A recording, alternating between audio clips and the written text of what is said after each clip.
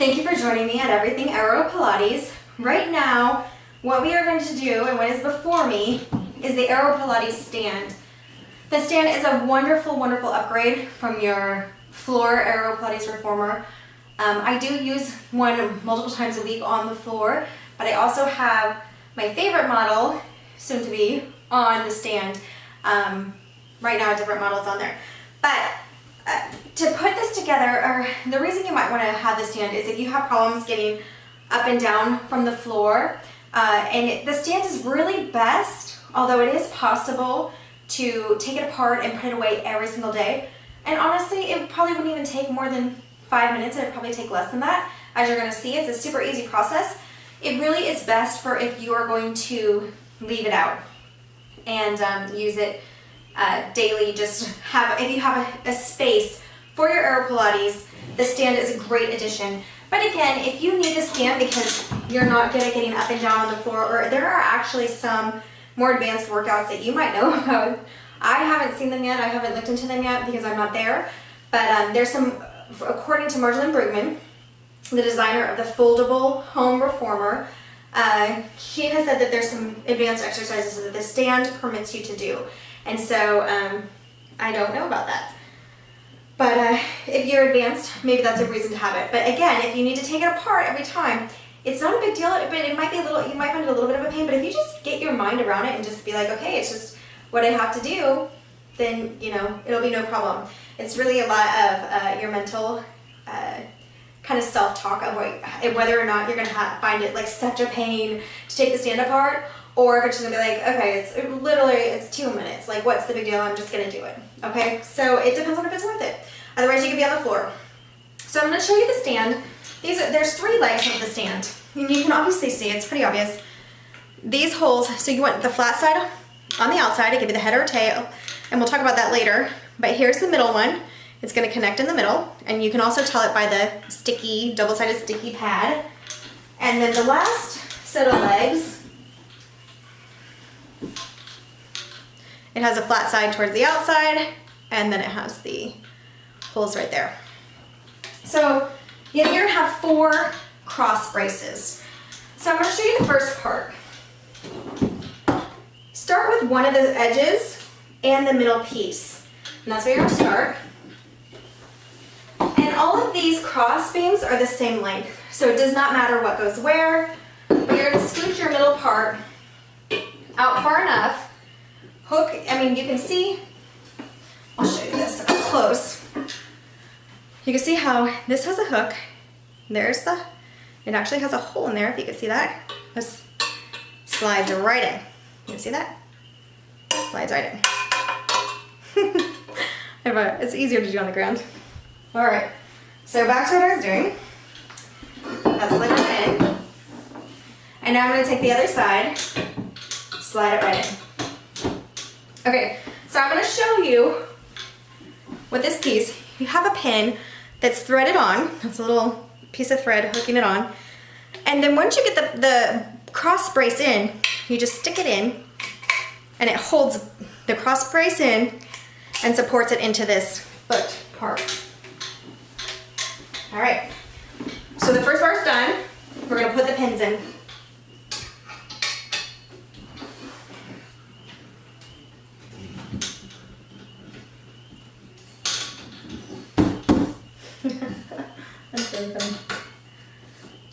All right, that one wasn't going in, so next time just kind of for your case, put your weight on it a little and really get it in there. You need those holes aligned or the pin is not going to go in. For the middle piece, there's obviously a pin on each side, so make sure they're uncrossed and you can put the correct side in. Okay, so that brace is completely secured. I'm going to get my second brace, slide it in, and slide it in. Put a little weight on it to get it in there, and stick the pins in.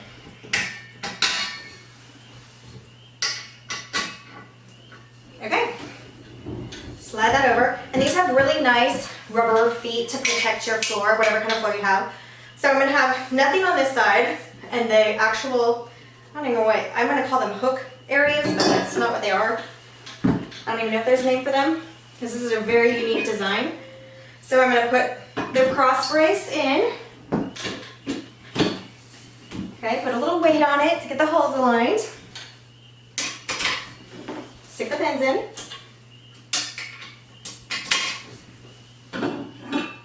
Last cross brace. Stuck in. Little weight and stick the pins in. And your stand is completely built now.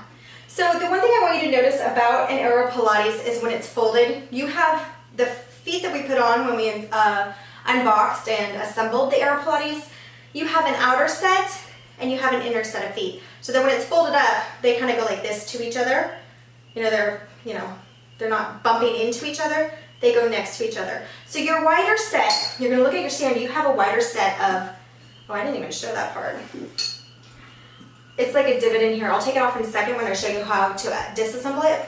It's like an indentation in there, and the feet go in to that little like cup area. So the wider side of the feet go into here, and then the narrow side that's on the inside, and I'll get the camera and show you closer, would go on the narrow side of the frame. So you can't just turn this any way in the frame. You have to make sure the wider part, which I think, let me check.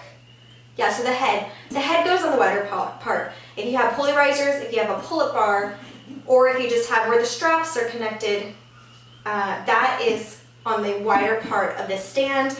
And then the foot bar, the jump board, the trampoline, the cardio rebounder, that's gonna go on the not as wide side of the stand. Okay, so that's the stand put together. I'm gonna take it apart and show you how quick it is to take apart. So the other problem, if you're taking this apart every day for the stand, one thing that is going to be somewhat of a problem is putting the AeroPilates on and taking it off. But if you have to do that and if you are alone, you can take the one side off, set it down. It's going to make it a little awkward, and then you're going to walk around, get the other side, set your AeroPilates down, and hopefully you have the space for that.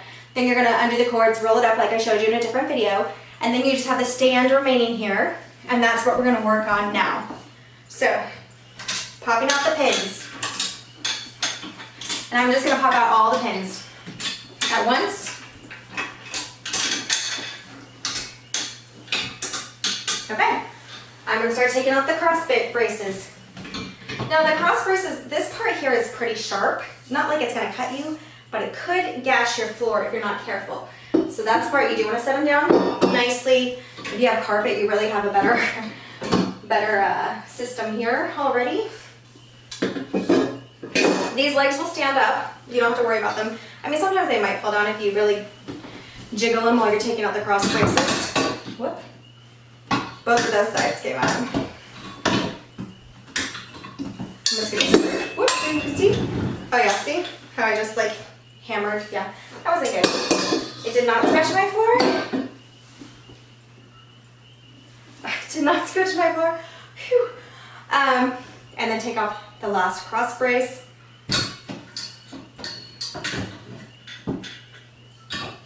All right. So all 4 cross braces are out. I could carry those to a closet, and I could grab the legs and carry them to a closet after I've rolled my AeroPilates wherever I need to do it. I would say that whole process is probably going to take you of taking off your AeroPilates, folding it up, and taking apart the stand. Probably quickest would be about 5 minutes. So I say between 5 and 10 minutes to put it away. So just make time for that, and it is worth it if you can get your mind around doing it. Some people are like, oh, it's ridiculous to do the stand and take it apart, but it really does come apart quickly. So here is the little cup thing that you're going to put the feet of the AeroPilates in. This is the narrow side. And you can see the middle part does not have a cup. All right? So I think I personally would be a little annoyed if I had to keep taking the stand apart. I could do anything, if you get your mind around it. I really think you could just be like, it's just another part of the process. So, for instance, before, I would never fold up my machine, but down in my mom's area, we work out together in her mother-in-law area, or I'll call it her small cabin area. We work out together, and so I have the machine left in there, the small one, and I have to fold it up every time. Before I would mentally be like, ugh, I don't want to do that. But now I'm like, okay, it's just a part of the process. Work out, it folds up easily, let's just do it. And so if you do that with the stand as well, you saw how quick it was to take apart. Like I said, the probably frustrating part is going to be taking the AeroPilates off. You're going to have to do one side. If you have somebody with you, it's easy peasy. You guys double lift it off, you roll it, get it ready, roll it up, and then take the stand apart. But if you're by yourself after your workout, you're going to have to lift half of the AeroPilates off, go around, lift the other half off until it's flat on the ground, roll up the AeroPilates out of the way, take the stand, and take it apart.